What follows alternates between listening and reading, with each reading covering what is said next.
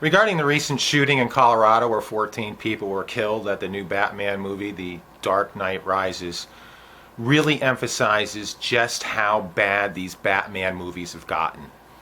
I think Colorado should follow New York's lead and ban supersized sodas. This guy was obviously jacked up on high fructose corn syrup. And he fits the profile of one of those people who filter their own water, thereby removing the calm, soothing effects of fluoride. I don't mean to make light of a serious tragedy here. After all, these 14 people killed were not brown people living on an oil field. And they were slaughtered with a gun, not a drone piloted by some friendless, pimple-faced virgin working for the CIA. If that were the case, the situation would have been much more fertile for extracting humor. Violence is so much funnier if it's committed in the name of stealing resources of people living in other countries.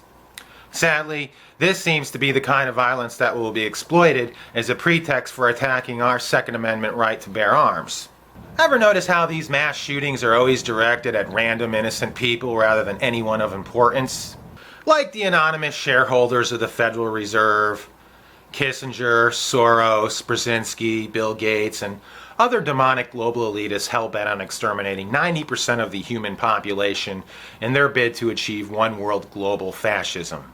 I'm not encouraging anyone to go out and kill a bunch of people, but if the little voice in your head won't shut up and you just can't resist, you might want to put a little more thought into who your targets are going to be and do humanity a favor.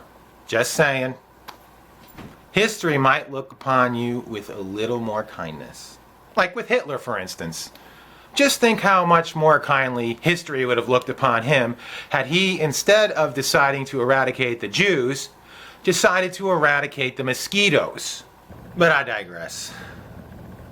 No matter how much the New World Order and their trained political sluts try to spin this mass shooting as a pretext to further gut the U.S. Constitution and defang and declaw the people prior to going in for the final kill, we should all be vigilant in pointing out that these kind of tragic events bolster the Second Amendment and our right to bear arms.